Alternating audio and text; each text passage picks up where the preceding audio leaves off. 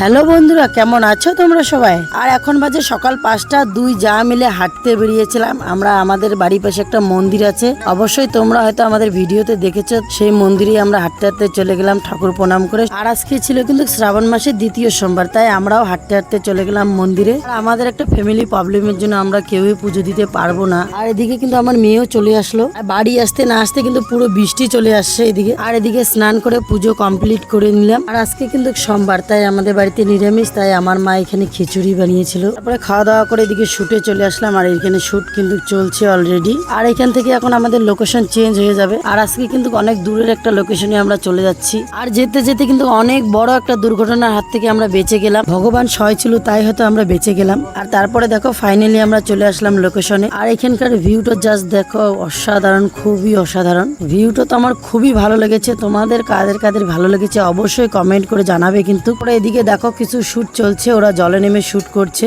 আর ব্লগটা যদি তোমাদের ভালো লেগে থাকে তাহলে অবশ্যই লাইক, কমেন্ট, শেয়ার এবং সাবস্ক্রাইব করবে।